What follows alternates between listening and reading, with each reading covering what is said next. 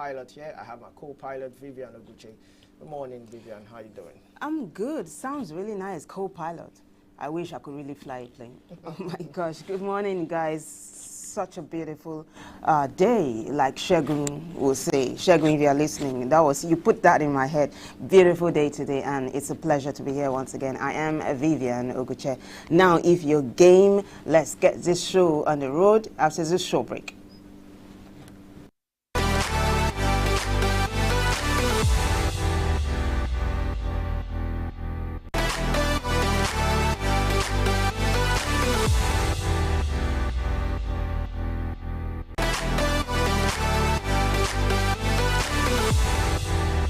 It is World Food Day today, and in case you just joined us, this segment is called Banters. Yes, we get to talk about stuff, and today, like I said, it is World Food Day.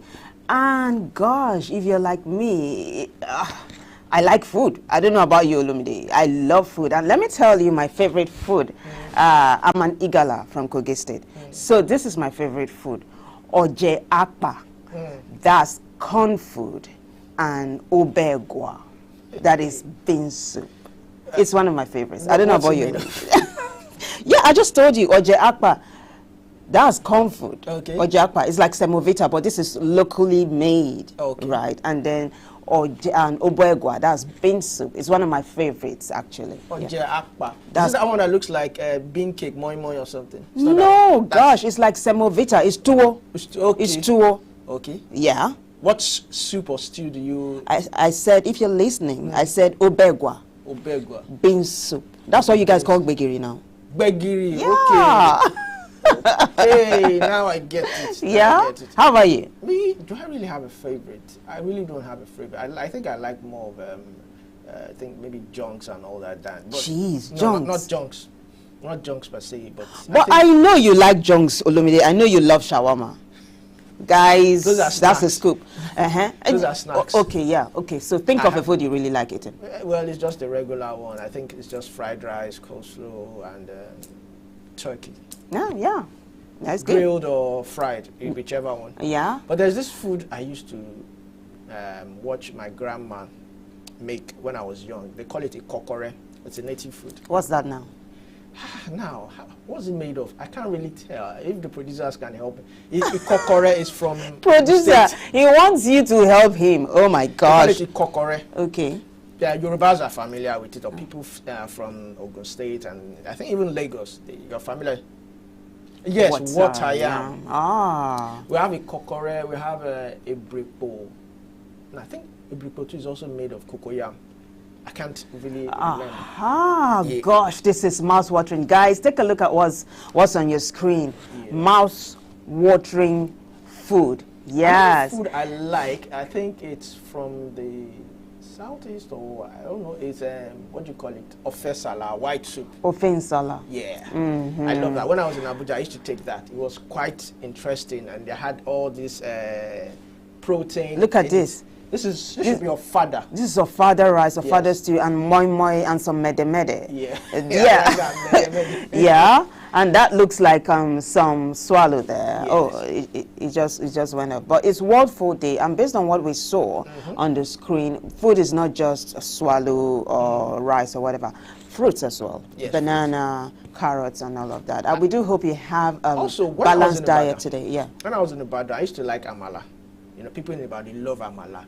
They call it abula. Yes. Abula. Yes, that's I think that's the native word, abula. It's very hot. It's very, I won't say slimy, but it goes into your mouth. If you have it amala with ewedu and maybe ogunfe, that's goat meat, big one. You enjoy it. And now you're talking. Now you're talking. Guys, like I said earlier on, I do hope you have a balanced diet today as we celebrate the World Food Day worldwide. In the meantime, we'll take a short break. When we come back, we'll get to take a look at the national dailies. Stay with us. As a child, what is most important to you is love, warmth, acceptance, and security. But as you grow, there is a paradigm shift in the way you approach life. The interest you lose in some things, you pick in other things. Sometimes, the road is smooth. Other times, it is rough. Every step of the way comes with a new hurdle to scale. You win some, you lose some. You laugh hard, you cry hard, but at the end, you look back with a fulfilling smile and say, what a ride. High Impact Television equips you with what you need every step of the way.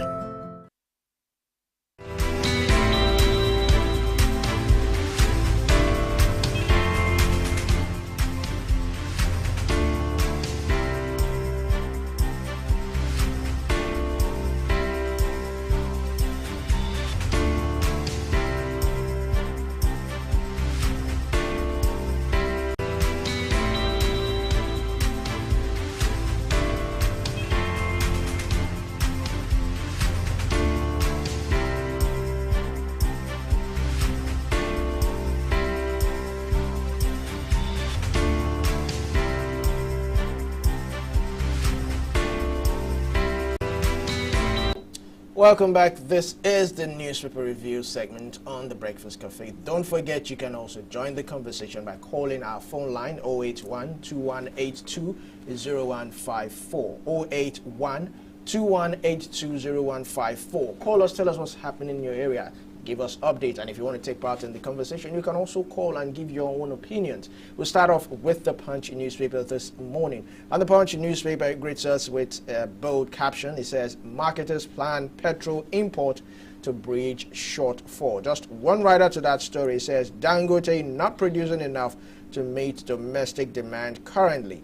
Dealers claim, this is according to the dealers, the petroleum marketers, Ipman loads NNPCL PMS. So the reports we are getting, well, this is coming from the marketers, that the amount of PMS produced by Dangote, which, well, Dangote is just to respond. We hope he might be able to respond. If not, but this is what they are planning to do now. So they are planning to import more fuel. But I thought there was a headline we read, I think, last month, that there was an amount of imported PMS with the NNPC, I think, at the port. Now, we are getting another report that, I mean, it's quite interesting. Well, you know, they had their minds set on importing fuel all the while, even before Dangote started producing fuel. Yes. They just wanted to import. I mean, of course, to make more money. All right, moving on, we have a picture here. I'm trying to get the caption.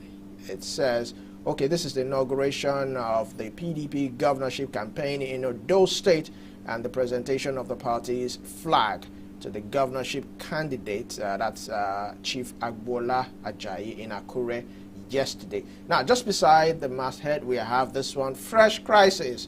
Fubara is not going to have a peaceful one here.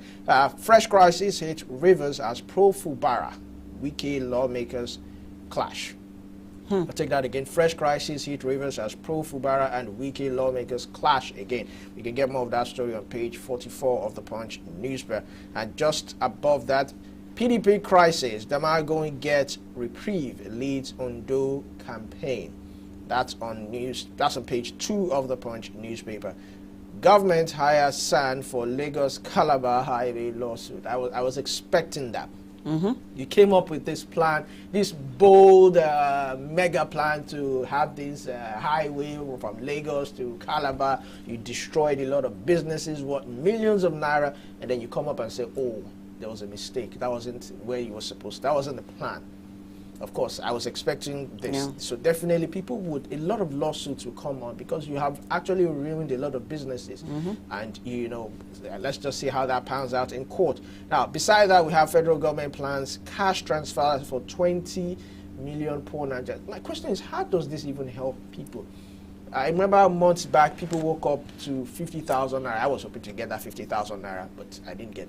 But 50,000 naira or any amount, or 100,000 naira, would not do anything. In less than a week, it's gone. So this particular cash transfer to 20 million people, it just solved the problem, reduce petrol, reduce food prices, and I think Nigerians will be able to live by. Now, below that, we have high petrol price pushes inflation to 32.7%. This is a report from the Punch newspaper.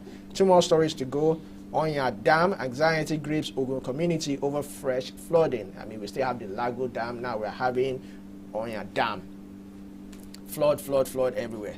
We hope the federal government will be able to come up with some preemptive measures. Now, the last one says Naira among worst performing currencies.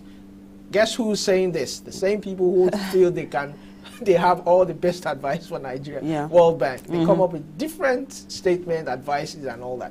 But that's all we have coming from the Punch newspaper this morning. Well, I've got the Vanguard here, and you have this one above the nameplate. Inflation rate rises to 32.7%, and just below that, Nigeria's foreign reserves rose to $39 billion in October. That's coming from the CBN chief, Cardoso. One writer to that story, Cardoso is saying inflation remains a concern. Of course, it remains a concern. But right beside that, we have a statement coming from Patu Tomi. He's a politician, actually, and he says, talking about the state of the nation, how Nigerians can take back their country. Interesting. You want details? Just go straight to page 15. This one here says PDP crisis, why governors nullified suspensions and ordered return to status quo. Page 9 has details. Middle Strip now, Super Eagles Libyan horror show is the subtitle. And the major headline said, highest authority ordered diversion of flight. That is coming from the pilot. Lots of riders to that story. Let's see if you're going to be taking them on. The pilot says such unexpected diversion can compromise safety. As NANS, that's the National Assembly, blasts and seeks Libyan government's apology. Senate calls for probe, seeks stiffer penalties for Libya. Representatives ask federal government to summon Libyan ambassador to Nigeria. And this one is coming from Eguavon, says, the coach of the Super Eagles says, I'm still in shock. Now CAF officially puts Nigeria-Libya match on hold, and that's the best way to go if you ask me. Major picture here, front page of the Vanguard is Ondo PDP governorship rally in Akure. You see lots of Ashwebi on display there. Ashwebi, you see. Yeah, and then you see this one here, flood is the subtitle. Representatives seek review of Lagdo Dam agreement between Nigeria and Cameroon. Page 4 has details of that story. Right below that, FOI, Umahi engages 6 sons. That's talking about the Freedom of Information Bill, yeah? No, this has to do with the Lagos-Calabar Highway. Oh, really? Lawsuits, yes. Okay. So Umahi engages 6 sons to defend 15 trillion naira Lagos-Calabar Highway budget suit. Okay. Page 4 has details of that. Sanwo-Olu flags of red line rail operations. Fantastic. National grid collapses second time in 24 hours. Yes, we saw that yesterday. It was... Where else does this happen? Maybe in Nigeria or in Pluto. Pluto, I guess. Well, page 9 has the details of that story, and right below that, page 30 has this one. It's sports. Nigeria, Libya, brouhaha. NFF files protest to CAF. That wraps it up for us on the front page of the Vanguard. All right, let's move to the Guardian newspaper this morning. Talks about the economy. World Food Day. Yes, today is World Food Day. But in Nigeria, the report is, or the headline says, inflation-weary Nigerians begging, borrowing for survival. I'll take that again. Inflation-weary Nigerians begging and borrowing for survival. I mean, I don't see a better caption for this. That's on news page 6. There's an analysis here, an infographics here. Let me see if I can take some of them. It says low-income families unable to afford basic food. When we talk about basic food, we're talking about yam, beans, gari, rice. Those are just basic food. We have this. Many Nigerians will struggle to meet their expenditures between now and next year, 2025. This is a Central Bank of Nigeria survey coming from the Central Bank of Nigeria. 1.6 million hectares of land have been inundated by flood and the mate-induced issues and insecurity. That is also correct.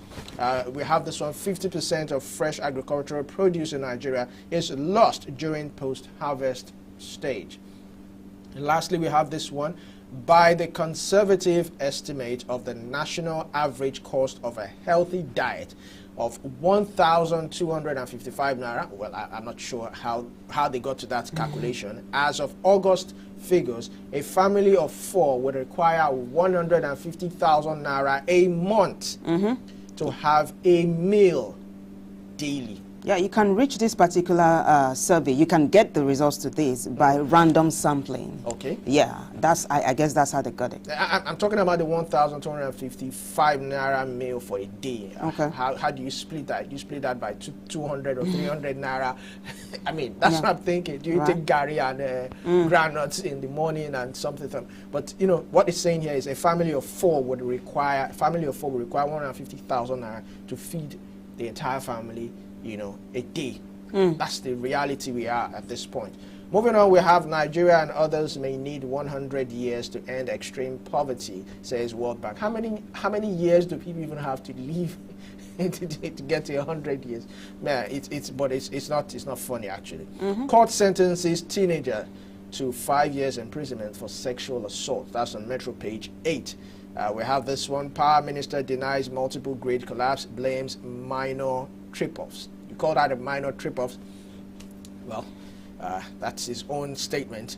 We have this one, your policies punishing Nigerians, professional bodies tell Tinubu. Your policies punishing Nigerians, professional bodies tell Tinubu. And you wonder why he got that name. Now, below that we have Abbas flays 10,000 naira monthly upkeep for pensioners. I'll take that again. Abbas is the Speaker of the House of Representatives, flays 10,000 naira monthly upkeep for pensioners. 10,000 naira, who feeds on students can't, I don't think students can even feed 10,000 naira monthly, talk less of pensioners. But that's the figures we're getting from the House of Representatives. We have a couple more stories here. We have this one. Lagos Red Line Rail begins operations to move 500,000 passengers daily. That's on Metro page, news page 7. And lastly, it's the picture of the Ashwebi campaign in Akure, the PDP campaign, you know, flag off. But I think that's all we have right now coming from the Guardian newspaper. Well, I've got the Daily Trust here, and the major headline says, it's talking about the PDP crisis, actually, and it says Damagum may step down next week. A couple of riders to that story. Aggrieved members told to withdraw court cases. Second rider, governors ask factional leader to vacate office, lift suspensions. Below that, we have Naira plunges to 1,700 Naira per dollar at parallel market. Page 24 has details of that story. Some health matters now. Cholera kills 45 in Kano. Away from that, petrol price hikes push inflation to 32.7%. Unprecedented, if you ask me. Yes. And this one says power grid collapses twice in 24 hours as restoration efforts fail. Page 24. Juxtapose that against one of the headlines Olumide just read, that the Prime Minister is saying it isn't a collapse, but just some minor small thing. Trip-off. Gosh, when do we ever learn? This other one says NNPP Group 6 governors Yusuf's independence from Kwankwaso. Also, Dangote Ipman meeting fails to hold. I wonder why. Last but not least, passengers stranded as airlines cut domestic flights. Well, that wraps it up for us on this particular paper and on this segment as well. When we come back from this short break, we will bring with us our guest analyst. Stay with us.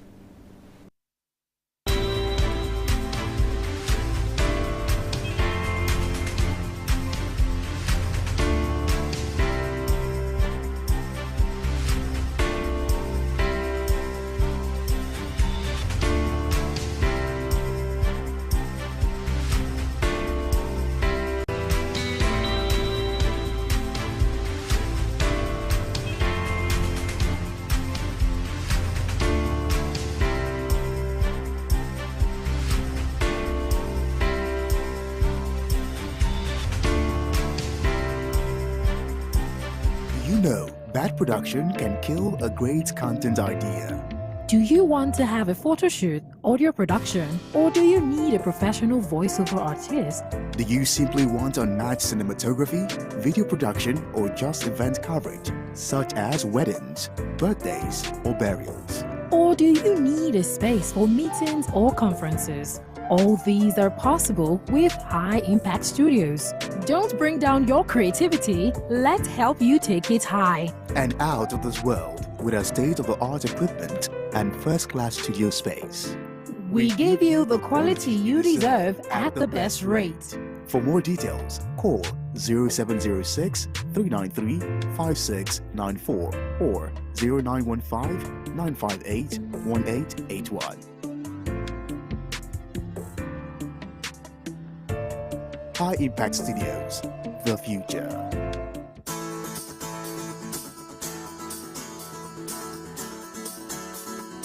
Derision, derision, derision.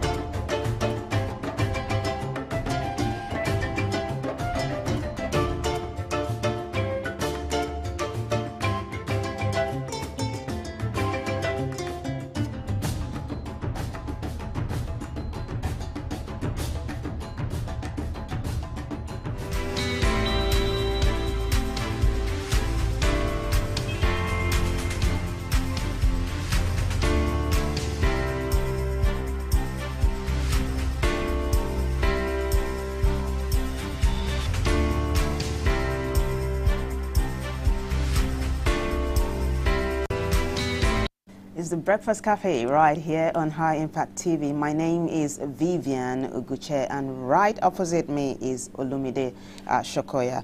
Now, this is the second part of the newspaper review, and in a short while we shall be joined by our guest analyst Oluwatobi Fatoke. He is a legal practitioner and a public affairs analyst. In the meantime, though, I'd like for us to talk a little bit about this headline that really caught my attention and really caused an uproar on social media. Is this one on the front page of the Vanguard, and it's aptly tagged Super Eagles Libyan horror show. It was a horrific one, I can tell you. And then the pilot is saying that the highest authority in Libya was the one that ordered the diversion of the Super Eagles flight. Now, this is what the pilot also said, that that kind of unexpected diversion could compromise safety. Olumide, were you as hot as most Nigerians were, you know, when they talked about this on social media? Yes, I was shocked. But then again, I was even more shocked when I heard similar thing happened to the Libyans when they came to Nigeria. Though they said it was a case of misunderstanding, that blah, blah, blah, blah. But it was as if this was done in retaliation to what happened to them. So this was tit for tat? Something like that. It was tit for tat. And I said it yesterday that football it has to be, or it remains the only thing that's uniting people across the world. Insecurity is everywhere, tribalism, everything is just disrupted. Football brings the whole world together. It's a game that people love to watch regardless of age, race, or gender. And so we should not allow such to creep into football, because it's almost like the last hope of the common man of being able to unite with his brothers and sisters. So we should try as much as possible to frown and neglect whatever bigotry is coming into this. It should be investigated. I wouldn't say heads should roll, but it should be corrected. And now the pilot saying the highest authority, I'm assuming that should be the Libyan president. He's the highest authority, but I'm assuming that should be a stand to be corrected. And why would they do that? Why would you take part? Why wouldn't you be the bigger man or the bigger person in the picture if they say two wrongs don't make a right? So the fact that someone wronged you doesn't mean, I must do that to the person. It means that the whole of, I wouldn't want to generalize it and say the whole of Libyans have not learned, or they are, they've done bad. But I believe that one person single-handedly should have said, no, this is not right.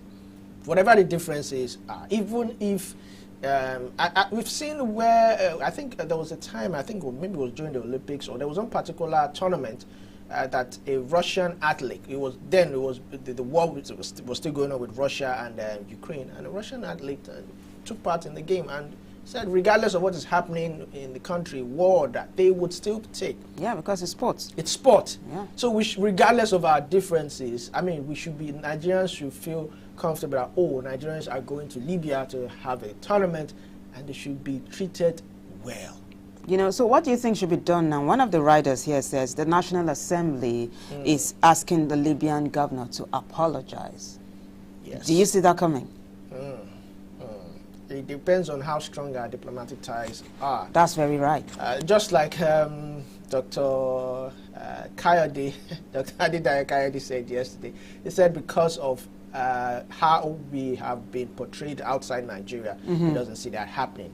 If our leaders portray us well, we'll be respected and known as the giants of Africa. So in other words, the way you lie your bed is how you lay on it, right? Let's have our guest analyst jump on this topic, really, because he just joined us, and we're so glad to have him. He's Oluwatobi Fatoki, like I said earlier on, legal practitioner, public affairs analyst. Oluwatobi, such a pleasure to have you join us this morning. Good morning. Morning. Thank you very much. So did you, I wonder if you were listening to the conversation Olumide and I were having about the Super Eagles being stranded in Libya. Let me just quickly read the headline for you. It's on the front page of the Vanguard, and it says, highest authority ordered diversion of flight. This is coming from the pilot who flew that particular plane. And this is one of the complaints the pilot made, that such unexpected diversion could compromise safety. And then our National Assembly is demanding for an apology from the Libyan government. What's your take on this? Thank you. I joined in the conversation we have with Olumide, and he has nailed it. It's a pitiable situation. It's a case that such a thing will happen this time around, where sports, unifies nations and the likes. Despite we are meant to have the second leg of the AFCON qualifying match, and this happened, is a very bad one. It negates international diplomacy. In short, a nation coming, players from other countries coming to your country must be given adequate protection. And the reverse is the case, was the case that happened over there, and it's a very bad one. And the National Assembly has also taken reasonable steps, to call the Libyan government into order and to investigate.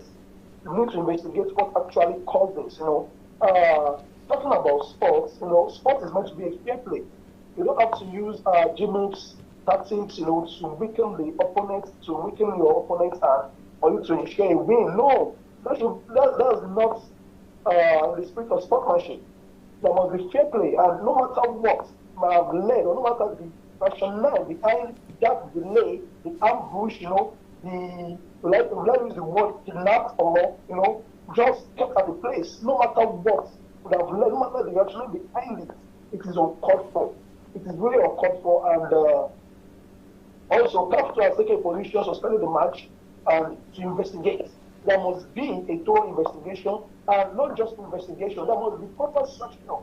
Because if there is no sanction, such a thing, there might be occurrence of such a thing in future. So there must be proper sanction against the Libyan government of what has happened. And if the pilots have said, oh, I was meant to land here and there is an order instruction saying I cannot land for safety.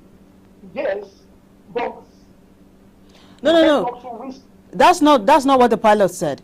The pilot said that the sudden directive for him to divert the flight was dangerous. So he's actually condemning the order from above to divert the flight. Really, that's what he was saying. Yes, that's what I'm saying as well. That okay. And dangerous for him. But albeit, we thank God for the safety and for the return of our players back to Nigeria. Despite the whole situation that happened, we thank God that they are back and safe and in the same hands now. But what actually happened was the do a thorough investigation and there was a proper sanction. All right. Okay, thank you very much. Now, I'd like to ask, should the sanction come from the Nigerian government or the Confederation of African Football, CAF? Which one do you think would be better, in order not to sever diplomatic ties also? Thank you very much. The sanction cannot come from the Nigerian government. They have gone there for a purpose. A Nigeria cannot sanction Libya. Is the CAF, the sport, that can sanction them, and also what is it called? If there is a recourse to what was it called? The international organization, so be it, then we can take a position on it, because if this has affected, international diplomacy, ties between Oluwatobi, please hold that thought. We have a call. We have Michael from Abuja. Michael, please go ahead in less than a minute. Good morning. Good morning. Good morning, Michael. I want to correct something from Olumide. He said that he heard that similar something happened in Nigeria. Okay. But what happened was, Libya wanted to land in Port Harcourt. The NFS, according to what I read, NFS got the information very late and was supposed to land in New York.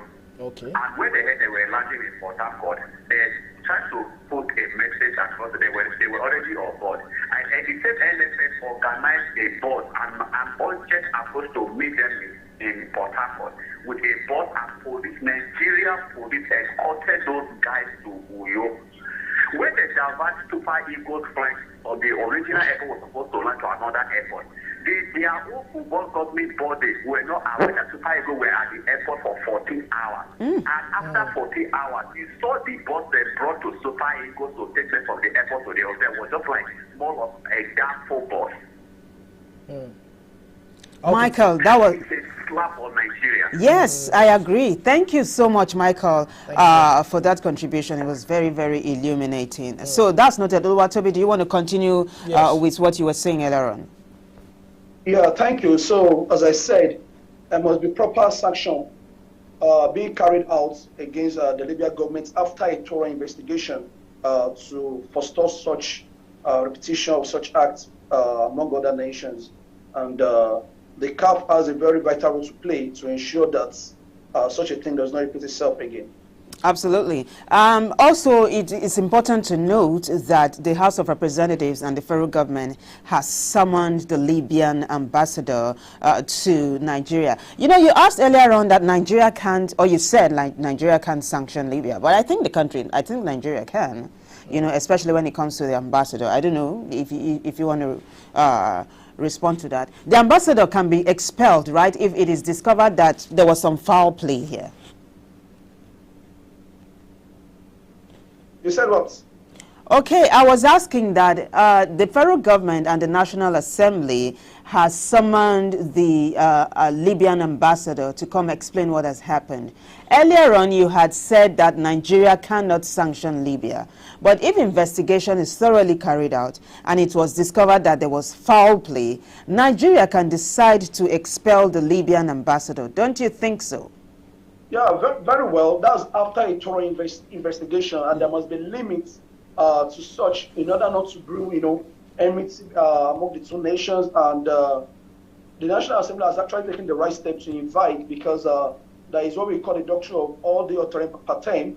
That means that you must listen to the other side. You don't just assume and don't just base your information or facts on hearsay or on what has happened. You must give that party opportunity, to state their facts. Oh, something like this happened, that was the reason for the diversion and the likes. So if that is done, and if there is apologies, from the Libyan government, then we are good to go. But if that's not done, then to a reasonable extent, like as you said, Nigeria can take those steps, to withdraw the diplomatic tie and other things. But it must be to a reasonable extent, and not the one that will now brew enmity between the two nations, and that won't be encouraging peace. At this point in time, we must look at how to ameliorate what is on ground, to investigate, and to move forward and ensure that such a thing does not repeat itself. All right, thank you very much. I'd like to divert your attention to what started on Monday and spiraled into Tuesday. That's the national grid collapsed on Monday, and by Tuesday we heard it was restored, and less than 24 hours again it collapsed. But what I even like to point out is the reply or the response from the Minister of Power, that's Adebayo Adelabo. Now, he talked about that it was just a minor trip-off. That's the second collapse. It was just a minor trip-off. Now, he made a statement here which is quite interesting. He said he noted that the such grid disturbances are not unique to Nigeria, which means it's common in Nigeria to have the grid collapse, and he emphasized that the swift response it has to do with attributing them to weather and aging infrastructure. So my question is, if something keeps breaking down, just like a car, shouldn't it get replaced rather than you trying to patch things up? I mean, why can't we just? I mean, there's a country in Africa that had to shut down 5 power plants. They didn't need that anymore. When do you see us getting to that level? Well, I used to say it. I think I've said it here on Impact. The last part of your question, where do I see us? I'm not a prophet, but well, it is clear and read to the blind, and the deaf can hear. Even the lame can feel it, can walk it through. Well, if the situation goes on like this, and as a nation we are not helping matters, when we are having common issues, especially pertaining to the national grid, then we need to be sincere. We need to call it a spade. As you said, that sector needs, the national grid needs to be overhauled. There must be not just repairing and repairing. Talking about energy supply, we have the what's it called? We have the GenCos, the generating. We have the transmission, right? We have the discos and the lights. Then everything comes off from the national grid. And if there is any issue affecting the collapse, it affects the nation at large. It affects production. It affects even workforce. It slows down the pace of governance. It slows down the pace of the economy. And it just shows how important it is for it to be overhauled. So the right thing to do, they know the right thing to do. Let them overhaul. Let them equip. Let them get the necessary facilities in place, and not just with patch. We are going back, exploring the same issue, come with excuses. Though the Minister for Power, Chief Yes. He's really trying. He's doing his best. At least they talk about the energy.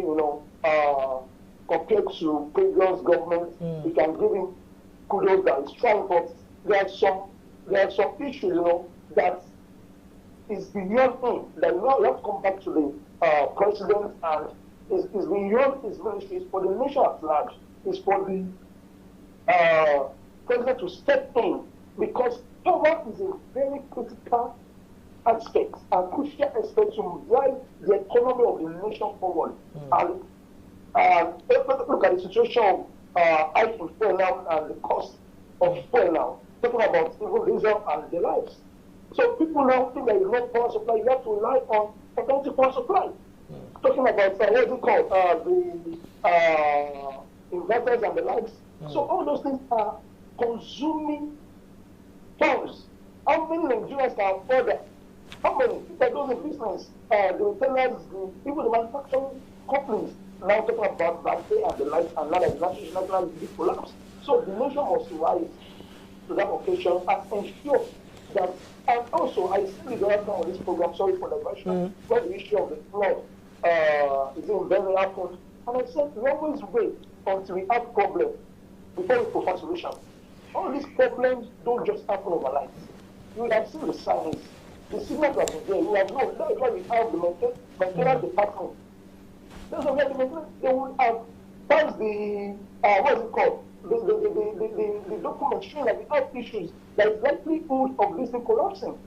But nobody is ready not to resolve until such a thing now occurs. That's why now wake up from this number, which is a very bad one for the nation. For us to move forward, we must be proactive and not wait for prayer to get approach. It's not helping us. Prayer to get approach is causing much more damages to our economy. Also, Oluwatobi, I would like to ask this. Do you think that if we privatize the power sector totally, I'm not talking about distribution this time, I'm talking about power generation, do you think, because a lot of people have said that this whole national grid collapse started when we started having what we call constant or more power. The grid started collapsing when we were having when we were not having constant power, we weren't having this grid collapse. So do you think that power generation should be totally privatized? Let's leave it to the private sector and see maybe it would fare better. Thank you very much. Well, it's not, I don't think it should be totally privatized. The National Assembly has actually done the right thing during the administration, during the last administration, when they did some adjustment amendment to the Constitution, and they brought the power generation away from the legislative list down to the concurrent list to bring the state as well, can also legislate, can also generate, yes, which is a good one. So that makes it easier. A state government can say, okay, we have coal, we want to base our generation based on coal and the likes, so we can base on what's it called, marine and the likes. So that is a good step in the right direction. But now the depends on the states to really then and utilize that option, to utilize that amendment, to utilize some states are already utilized, take Enugu State, Lagos State, to utilize that power given to them.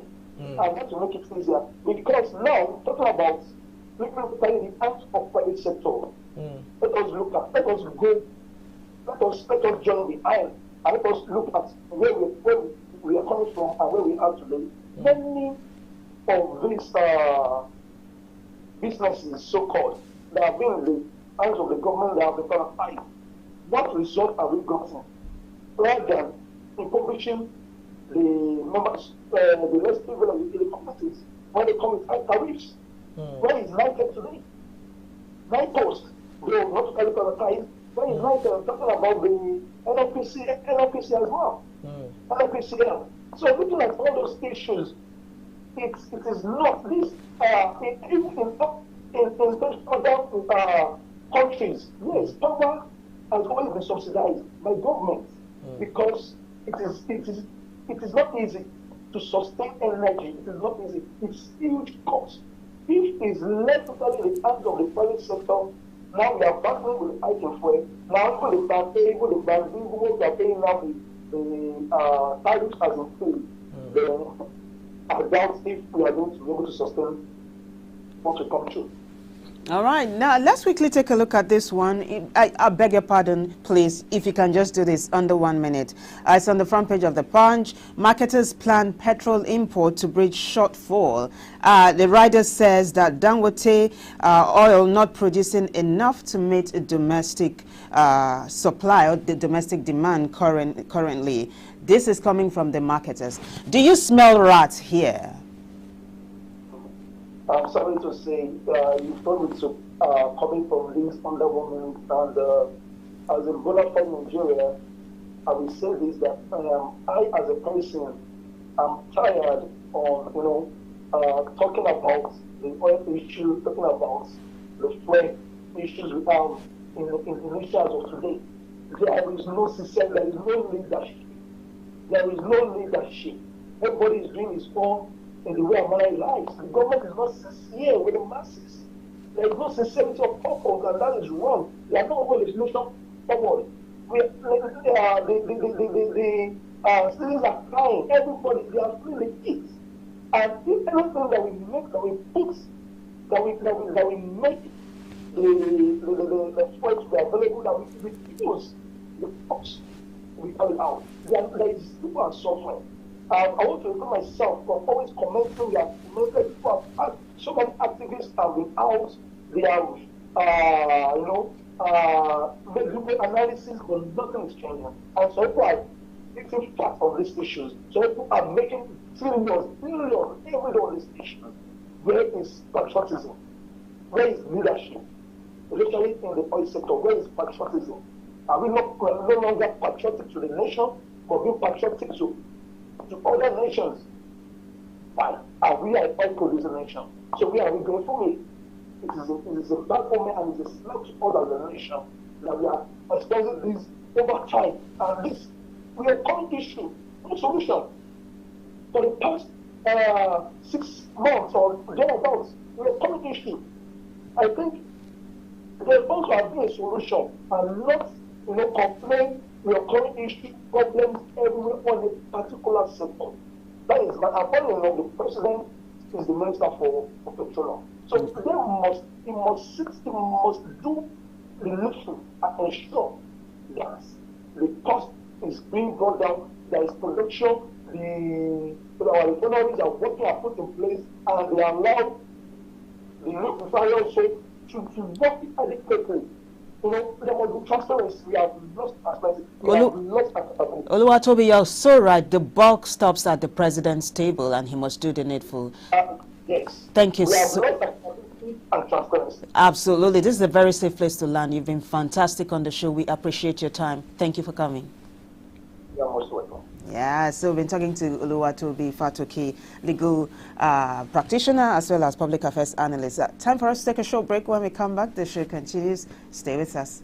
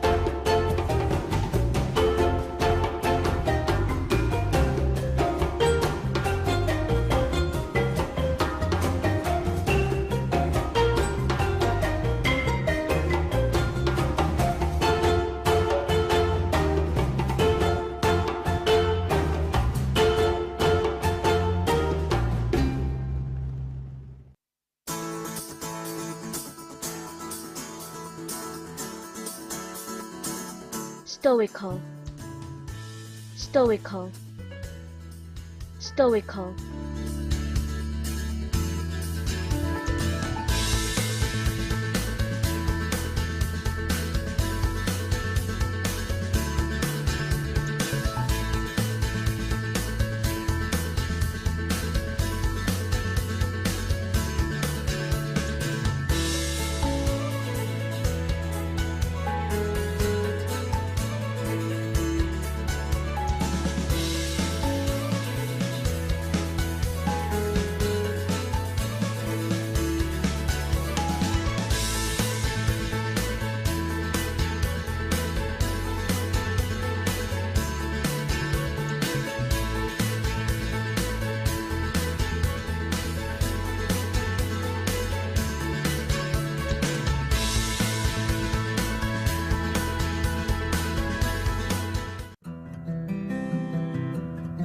As a child, what is most important to you is love, warmth, acceptance, and security.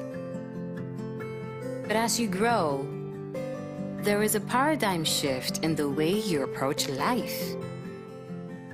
The interest you lose in some things, you peak in other things.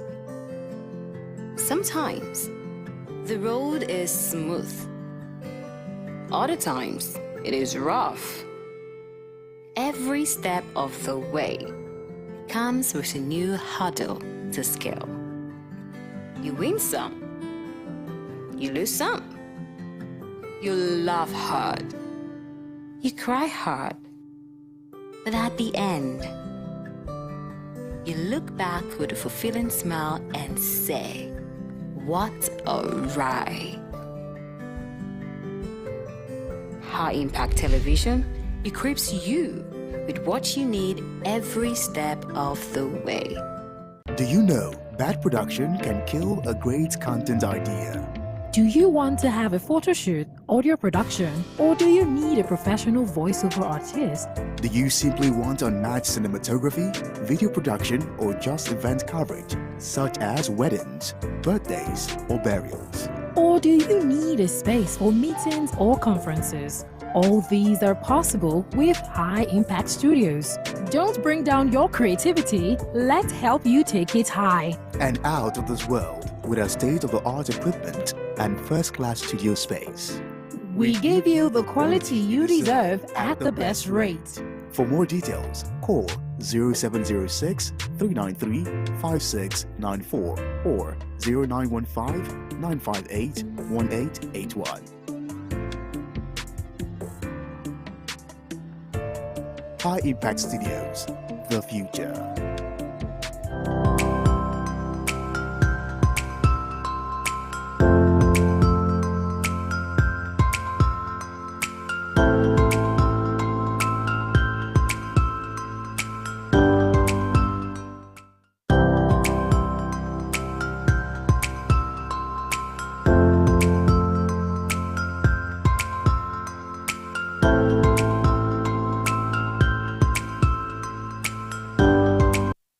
Welcome back. It's still the Breakfast Cafe, and this is Views from the Net. This is where we throw out a question earlier on and we get your response. Today we're talking about, or we're doing matters of the heart. Yes. The question is, do you believe in love at first sight? Vivian, let me ask you that. Oh gosh, I was wishing you wouldn't do that. Do you believe in love at first sight? No. I believe in lust at first sight. What is it with that? I don't believe in love at first sight. You don't believe in love at first sight? No. But it does happen. Yeah? Yeah, it does So happen. that's your answer? Yes, Okay. I believe in love at first sight, but after first sight, give yourself brain. No, you can actually meet someone, get attracted, and fall in love with that person just by, meeting that person, seeing that person, certain things. The person could probably just take 5 out of your list. All at once, 1, 2, 3, 4, 5, and you're like, wow, this is something. I know my mom used to say this. I don't know how true it is that when a man meets his wife, or meet the person he wants to marry, he automatically knows. But is that true? I've not experienced that before. but I've experienced love at first sight. Ah. Yes, so I can tell. But, you know, that's how it is for me. Okay. All right, so let's take this first one. Yeah. This one says, yes, I believe in love at first sight. A reason is to love someone doesn't mean of you people knowing each other. Okay, doesn't mean you people know each other before. It's a two hearts working together. It's two hearts working together to be one. This is Okoyemi from Sangota. Two hearts working together to be one. That sounds good. Well, let's find out what David from Lagos says. David says, yes, it is rare, but it doesn't happen. Right? It is rare, but it doesn't happen. I'm trying to understand this now. But let's find out what David is saying. Most times it starts as infatuation, but if nurtured properly, it would lead to love. David from Lagos. You get? It starts as infatuation, maybe lust and the rest of them. So you now refine it, you purify it into love. Does that make much sense to you? Well, yes, sometimes you just meet someone and it's lust, it's infatuation, it's this, it's that. There has to be an attraction, whether it is love or not. Whether you are going to fall in love eventually with that person, there has to be an attraction. Okay. Now, that attraction could be physical, it could be emotional. There has to be just, that's why they say whoever you like or whoever you fall in with, there must be some sort of attraction. There must be something that's attracted you. So that in case you and that person are quarreling or you get angry at that person, you can look at that person and say, why did I even fall in love with this person? Look at this person's head, look at his nose, look at this and that. But when you have that attraction, be like, okay, it reminds you that, oh, this is what. So if I get you correctly, attraction is below physical attributes. Is that what you're saying? Is beyond, rather, physical attributes? It could be physical. Okay. It could be non-physical. I think we should really define what love is in the first place. What is love? What is love? Yeah. Love is just being a mumu for person. Oh my gosh, if that's love, I don't want to be loved. No, okay, fine. That's not love. Love is, to me, love is selflessness. You being selfless towards your partner, sacrificing. Love is also pain. Love is hurt. You know why I said that? Now, if someone has not hurt you to the point that you forgive that person and you move on, you can't tell if you're really in love or not. Thank you very much. So for you to say that you actually love this person, I'm not saying you should pray that person should hurt you, but the ability to forgive and still fall in love with that person, that's your love being tested. That's how love is. That's why they say sometimes couples, I've heard that couples, the first 2-3 years, it's like the time you get tested, and if you're able to scale through that first 2 to 3 years, you guys can fare on. But sometimes people get divorced even after 10 years, so that's not right. That's an irony. That's an irony. We're going to take this next one. Yeah. You have much? Yes. You have. Yeah. Let me take this one. This one says, yes, I believe in love at first sight is genuineness of who you really are, and the other person sees at first and falls in love with. Blessing about. But they said you don't judge a book by the cover. Exactly. So, and not to be gender biased. Okay, let me not say the female gender. Let me just say both genders don't put all their cards on the table at first. People like to, that talking stage when you're trying to be. No, you must dissect what you just said. What do you mean? Are you saying you don't show all your character? You don't put all your cards on the table. Okay. You don't show that this is who I am. I have a bad character, but I'm fine. I'm this. But if you hide yourself, how does the person know who she's getting into bed with? No, it's not hiding. Okay. It's just not revealing yet. Gosh, this is a matter of nuances, if you ask me, Olumide. It's not about hiding. It's not about hiding. It's about not revealing. Not revealing. When you meet someone, you English people protect some certain parts, some certain attributes that you have. All right, let's go on. Esther from Ibadan says, not exactly. Esther doesn't believe in love at first sight. And she said, because real love needs time to grow and develop. It's all about how you connect with the person. I agree totally. Thank you, Esther. Yes, this next one says, yes, I personally totally believe in love at first sight. One, for me to love you as a person, I have to be physically attracted to you. So when I am captivated by your physique on first sight, I believe I can love you. 2, energy. It is a natural positive energy to attract each other and negative energy to attract each other as well. So if I feel attracted to you when I see you for the first time, I will definitely love you at first sight.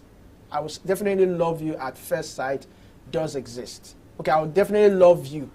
Well, let's come back to that. Let's take Jumoke first from Lagos. Jumoke, thank you for calling in. Please go ahead with your contribution. Good morning.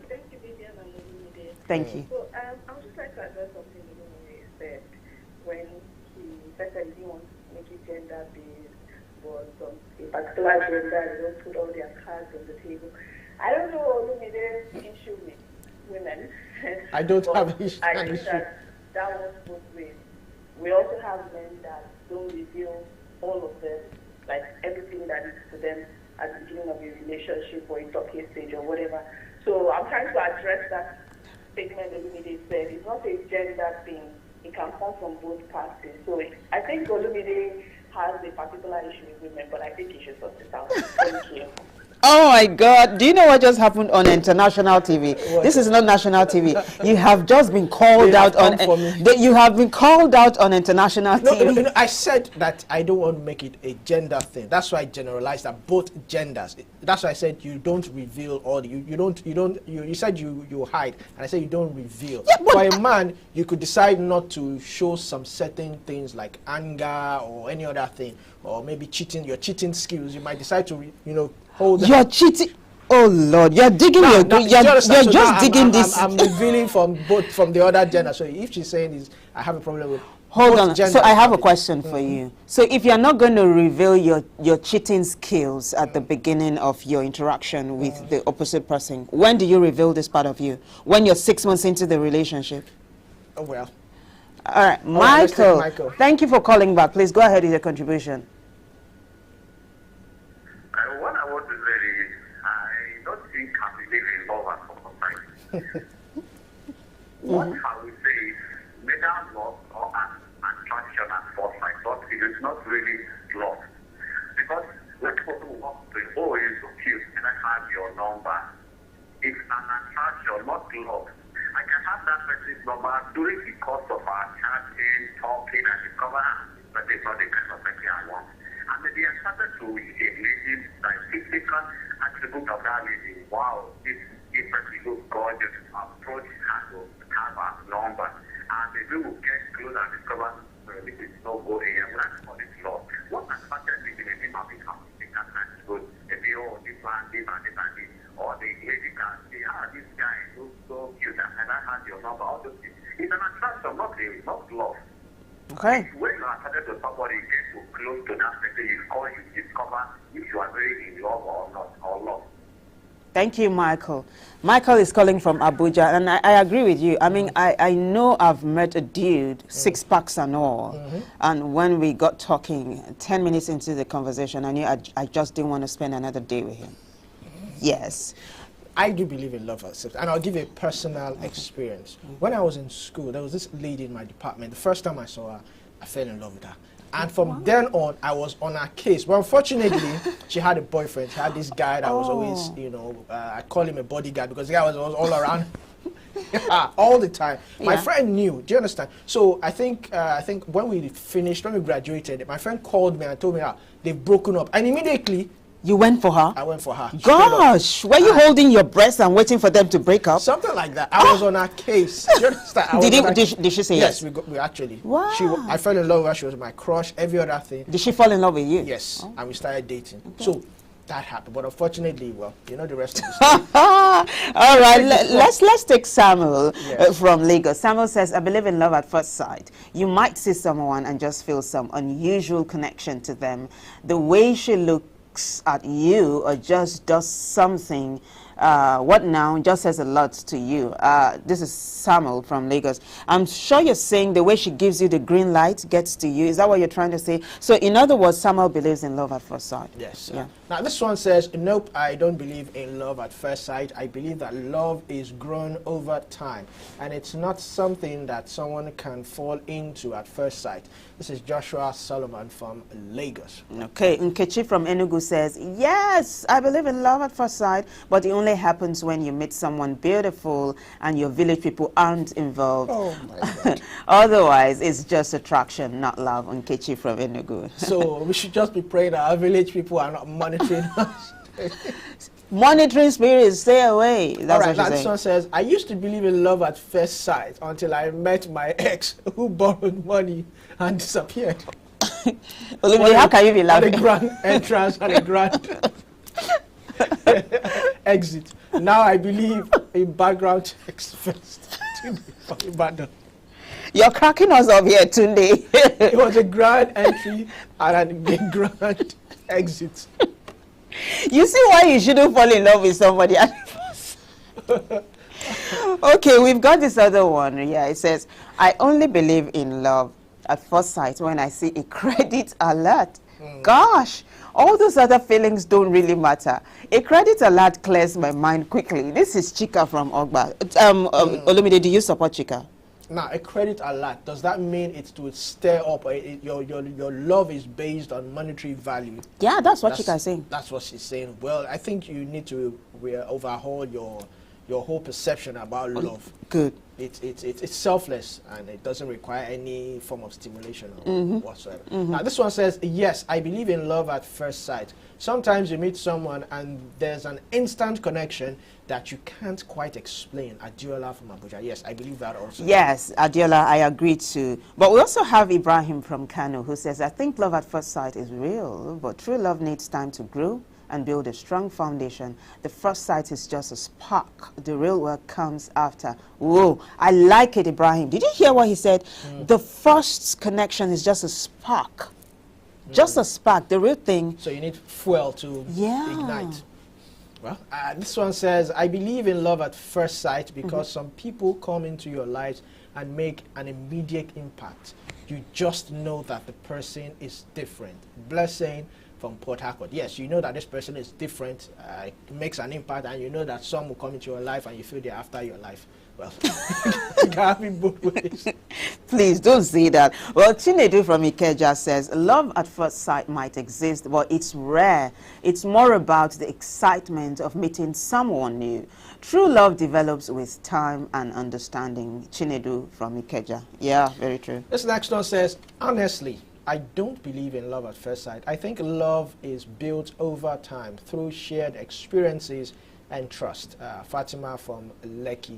I like that. True trust, yes. It's actually, you can actually build love. You can actually grow love. You can actually get to know a person and later discover have you ever experienced this? You meet someone, you guys quarrel, you guys can even be almost enemies, and later somehow you become friends and you start to get closer. It happens sometimes. Yeah. The love-hate relationship, The love-hate relationship. You guys might hate each other from afar, and by the time you get closer to each other, you find out that, wow, this person is an amazing person. It has happened to me quite a while. Wow, it has? Yes. Well, it has never happened to me, but I know of people who it's happened to. But the thing for me is love is not something, it's not written on the forehead. People don't go with placards, love and all of that. I really need to get to know the person and to know if this is a person I want to spend time with or not. And one of the things that can help me really fall in love with a person is if he has values that are not superficial. Yes. Values that are not superficial, like a good job, a nice car. That's superficial. Okay. So what? You think? He's kind, he's loving, sends you flowers. Do you know the cost of I flowers? like these days? flowers. Oh my God, roses. I love them. Yeah. So you're going to tell me in this economy I can't get flowers? Do you know how much they sell flowers? Oh gosh. Now You're you see. looking at 100,000. So you can't. So the person now cannot buy me flowers every day, No, not every day. every week, or every month. No. Every week. Just buy me flowers, Olumide. Every week. Okay. So we're looking at 400,000 naira every month. But if he can afford it, why not? So he must be rich. That's. I did not say that, please. At least, okay, let's say maybe 20,000 naira every week to get you flowers. This thing is not monetary for me. Okay. It's not totally. But you have to also consider the cost of getting me a flower. Yes, absolutely. So if he can't get me flowers, it's okay. But he needs to tell me in a very convincing way why he can't get me flowers. But flower... The economy is quite convincing. Okay, but for you, though, what does it for you? For me, what does it? Well, I don't want to play the devil's advocate. I don't want to... Let me just be plain. Just buy me... Oh my gosh, the producer just said something. Yeah, well, it's not shawarma. Ah. I think I like being surprised. Let me be honest. I like being surprised. Do something I would not expect you to do. Like, for instance, I remember when the first time a lady paid for the dinner we went for, I was shocked. Yeah. And I was surprised. And I felt, I felt good about it. Like, this is something I wasn't expecting. Do you understand? So do something. It's not. It doesn't have to do with... But if you want to go overboard, maybe you can get me an SUV, a house, well, not a game. I'm not into games. But if you can buy me a house or a sports car, I like a very slick sports car. Hey, love at first sight is guaranteed. All right, so it's definitely different strokes for different folks, but it's been an interesting one today. Thank you guys for making your contributions. So we'll take a short break. When we come back, the show continues. Stay with us.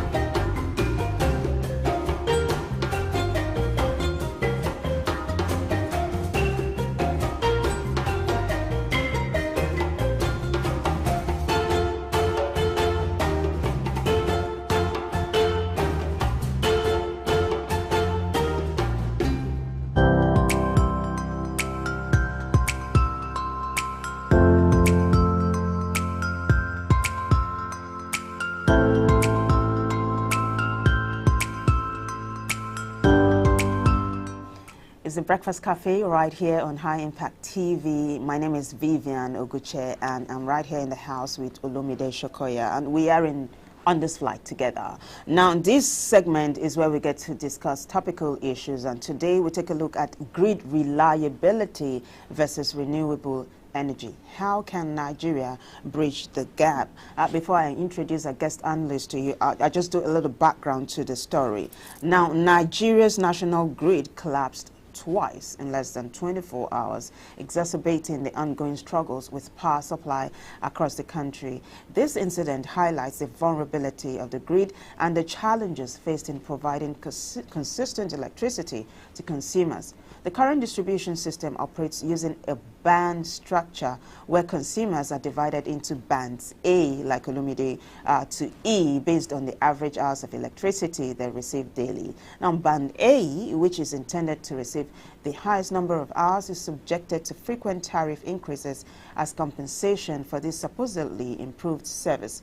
However, even these high-paying consumers often experience unreliable supply when the national grid fails. Now, this situation has led to growing frustrations and questions about the equity and effectiveness of the current tariff structure, as well as the future role of renewable energy in providing a more stable solution. And just on point, our guest is here. He is Dr. Wisdom Enang. He is a senior energy consultant and analyst. And Dr. Wisdom, always a pleasure to have you join us. Good morning. Hi, good morning. Thank you very much for having me. So this thing about, thank you, this thing about the collapse of the gridlock, national gridlock, how has it been for you though? Have you experienced it? The national grid. Have you experienced? Are you in the country? Oh yeah, are you in the country? Yeah, that's a good question. Actually, no, not at the moment. Oh, okay. That question is not even for you. So Nigerians have been experiencing blackout due to the reoccurring collapse of the national grid. So my question to you now is, how can the country improve the resilience of its national grid to reduce the frequency of collapses and power outages? Okay, thank you very much. I think we need to start looking at some of the biggest problems that we have. So if you look at some of the data, you find out that although we are underproducing for the sort of size of the nation that we're dealing with, if you look at the losses across the transmission and the losses across the distribution, and also the energy thefts that happens, it means that at the end of the day, there is so much losses on the value chain. That's the first inefficiency that we need to solve per our central grid. The other thing that I worry about is the level of redundancies within the grid itself, because it looks like it's a single point failure. Just one failure wipes off everything. So I do not see that much redundancy in the design of the grid that says to be, let's say we have 100 sparing philosophy. What that simply means, we have 100% working and 100% not working, or 50%, 50%, meaning worst come to worst, if you take one out, one of the sources out, maybe either by maybe some sort of process offset, that we can then have the other half still powering the country. It looks like a single point failure. Once that happens, every other consumer will feel the effects. So I think that's some of the ways. Now, if you look at the new Electricity Act, it has given the subnationals the power to go ahead and create their own energy. It's allowed them to distribute it. And so what you and in fact, I learned some states now have their own laws governing how they want to do their own internal distribution. So I think that's the starting point, because what you essentially want to do is to decentralize the grid. Decentralize the grid from a single point failure and make sure that we have multiple modes of energy. Again, energy options which will underpin the tenets of energy security, which is energy availability, energy affordability, and energy accessibility. The other thing is, then the question is, what is the big role of renewable energy in all of these? And for me, that's a really important conversation, because whilst people argue that renewable energy is going to be either the fossil energy or renewable energy, I beg to differ, because when you hear the term just energy transition, it therefore means that you're looking at a transition that is sustainable, a transition that it's been redesigned to solve a particular problem, and a transition that leverages what you have to go to what you need. So let's put that in context. If you're looking at from an economic standpoint, we do have gas, and we're currently using it to power. But what is our problem? Our biggest challenge at the moment is actually making sure that we feed the decentralized grid points. And with that, we can have a design that leverages both the advantages of the central grid, and which is able to take a lot of power demand, and the advantages of the renewable energy, which is able to cater for the decentralized grids that are very low in demand. For example, renewable energy could power some of the rural areas. We have a lot of renewable energy sources there, and they are not connected to the grid, and their power demand is not as high as those that are connected to the central grid. These are some of the ways. So I'm thinking not demonizing the fossil energy and, sort of praising the renewable energy, but making them work in harmony is going to be the key thing.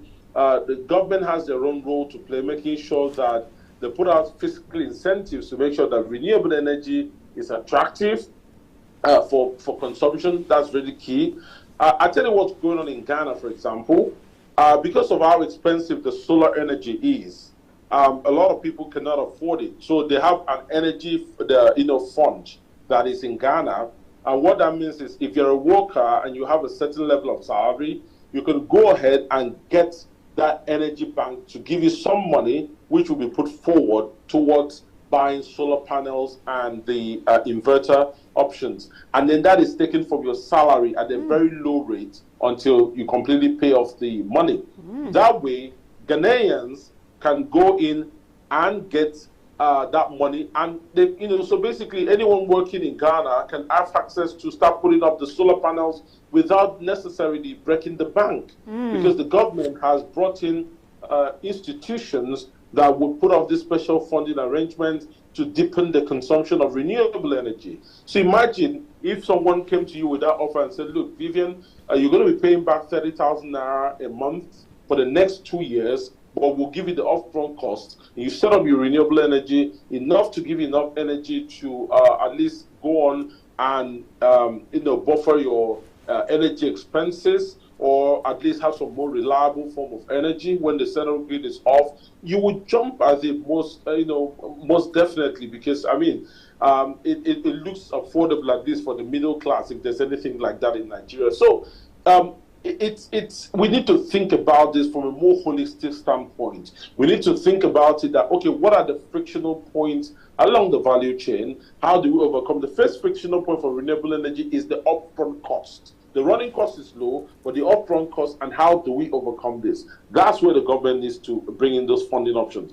A lot of those CBN funds that were allocated, I think 10 billion per project for projects that never happened in the gas sector, could have been given to consumers and the money deducted at source, and they could leverage this to put on the renewable energy infrastructure at the household levels, and that will give us a variety of options. In fact, if we do that in Ghana today, the cost of consumption data for PMS is dropping, because a lot of the households are turning to renewable energy. So these are some of the imperatives. Of course, we need to make sure that some of those equipment that are being brought in, we remove some of the tariffs on them to make them cheaper, and then we do knowledge transfer. What I see here is that we import a lot of technologies. We're not bringing in knowledge transfer. We're not making sure that it reflects in our GDP. So the things that we are consuming, how much are we producing? So renewable energy gives us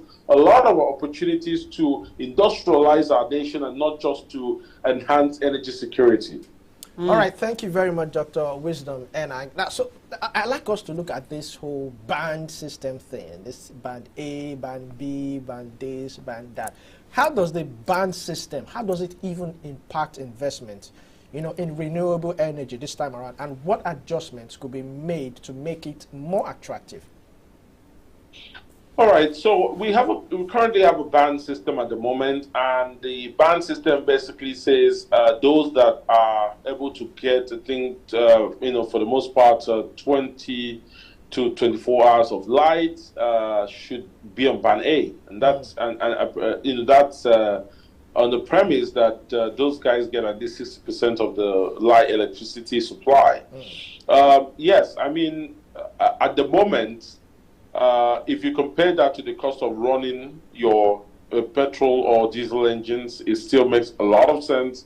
However, that is on the premise that the distribution companies are ethical, because I have seen situations where some of those companies put you on band A, but you get, perpetually, you get less than even 10 hours of flight. I have seen that happen without naming the companies.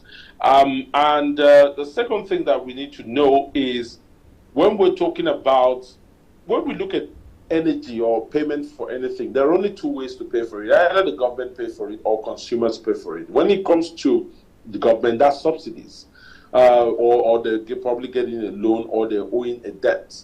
when it comes to consumers, there's a lot more you need to do when you're consumer facing. You need to give them absolute value for money. And giving the consumer absolute value for money means that they are definitely sure that whatever they're paying is worth it. And one of those things is the government needs to understand is how well are they, sort of monitoring, deepening the monitoring and reporting of all the enforcements across these various bans.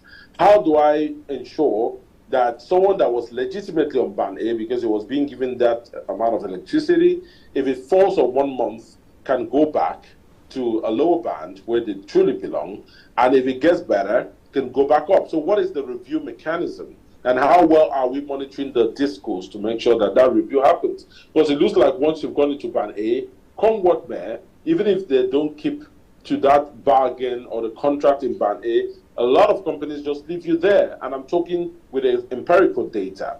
Now, back to your question of how does that affect investment? Of course, when we have customer satisfaction, people would tend to pay for the energy and not steal the energy. And then the people that are investing know that it's a great return on the investment. Because at the moment, if you look at the electricity sector, as a consumer of gas, the electricity sector owes the biggest debt to the gas sector. And that's sacrosanct. Why is that the case? Because, on a legacy basis, we have had consumers owe debts. We've had consumers not pay. We've also had consumers steal electricity. So the question I'm going to ask is, how do we implement the entire ban thing? How do we do the monitoring and the reporting in such a way that consumers will feel satisfied to pay on time? That will reduce that sort of debt ratio month or year basis, and then it will become attractive to investors to come into that sector, because those are the indicators that the investors are looking at, not just your turnover, not just your profit, but what is the share of your losses as a percentage of your entire fund. That's what they're looking at to judge the attractiveness of the investments. All right, now as we slowly wrap this up, Wisdom, you remember that former President Goodluck Jonathan unbundled the power sector years ago. It was called privatization. I don't know if you think that was a good or bad thing. I would like for you to answer that, and also if you will make recommendations for more reforms in that sector as we wrap this segment up.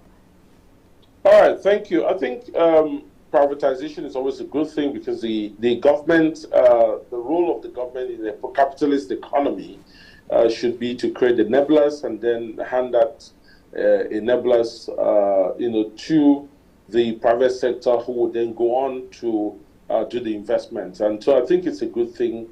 It's just when we do privatization, it doesn't mean that the government take a complete backseat. It means that they go and do some oversight functions to make sure that that sector is actively working the way it's supposed to work. In terms of reforms, what I would say is we need to start looking at accountability in terms of, okay, how are they implementing the ban system from the DISCO's perspective? How is that being implemented? The second thing is this ban system just to enhance cost recovery, or is it actually so that there's a broader implication in terms of having more money to be able to do facility upgrades? A lot of the issues that we are having with some of these blackouts that we have is because some of our equipment are obsolete. And I'm talking even from the distribution standpoint. So if some of that money cascades from the distribution to the transmission to the production, we can then begin to plan a phasal upgrade of our facilities. And in which case, Nigerians deserve to know, how far have you gone? Where are you? How much percentage of equipment have you begun to upgrade? Because we cannot continue to exist with some of these obsolete equipment and then expect the improved supply of electricity for the next 10 years. So this is something the government needs to do. We're making a lot of money, but is there a correlation between that income and the upgrades that are required to sustain energy supply for the future. All right, Dr. Enang, I just like to ask you this. This has been some talk between me and Sarah. Do you believe in this band A, band B, band C, band D thing? Don't you think that in the eyes of under the Constitution, all Nigerians are equal? So segregating Nigerians to band A, band B shouldn't even happen in the first place. What's your thought on that? I think the broader picture is going to be they're going to increase all the bands altogether, ultimately. What you'd find is that this is just a litmus test to see how much and how far can we go, how much can we do and how far can we go with the band system in terms of the overall sustainability of the sector, and how much can we enhance the attractiveness.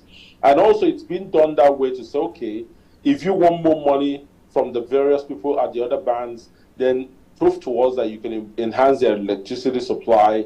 And so, that's kind of the challenge underneath the entire band system.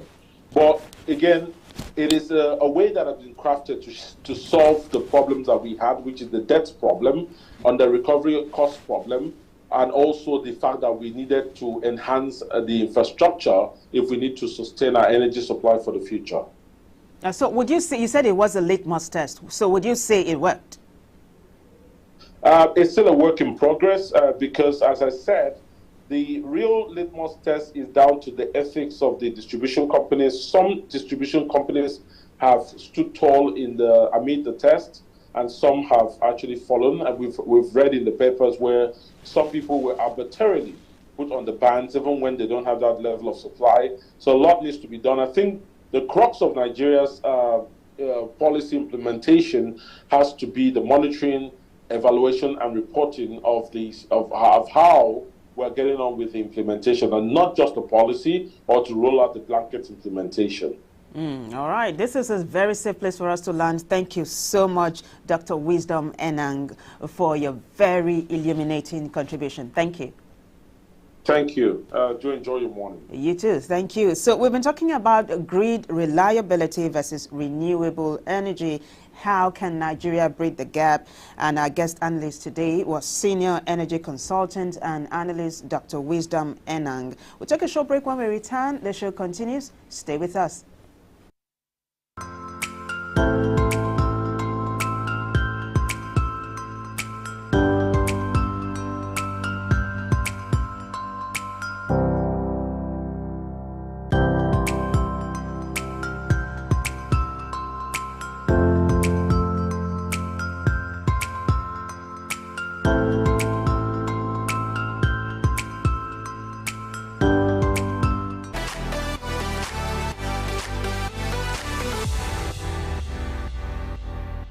Action will come.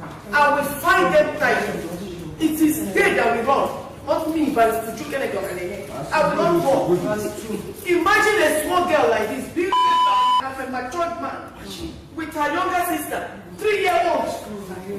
Where is it done? 3-year-old, and this girl, 8 years plus. Being 3 times.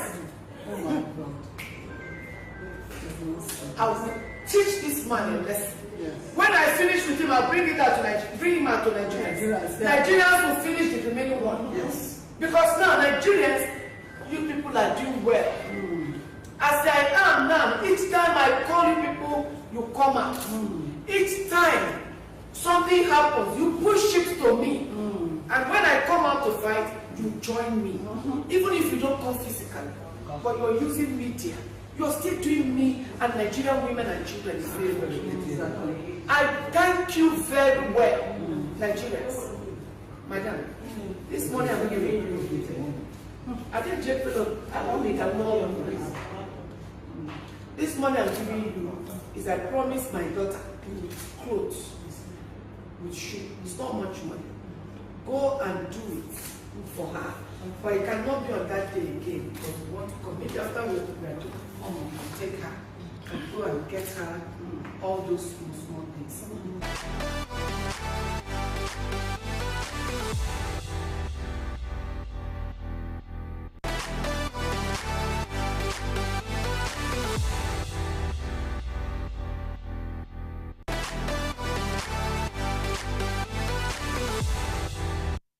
Welcome back. That was the Minister for Women Affairs, Uju Kennedy.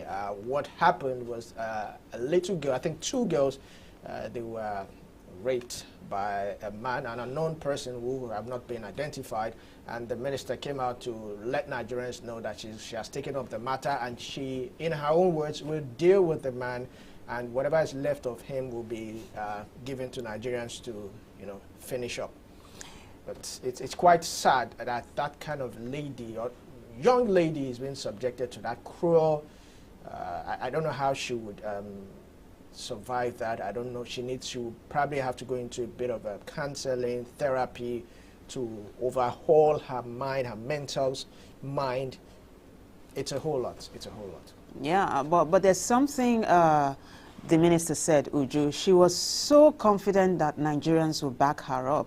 I think she said Nigerians have been helping her do her job, especially when it comes to what goes on the social media. Yes. So she was saying, like you said, interesting the way you said it. She was going to deal with the man, and then she was going to bring the results to Nigerians. But the thing is, on this platform, we've always condemned pedophilia. And then again, we are saying the punishment must be a really strong one so that it can serve as a deterrent to others.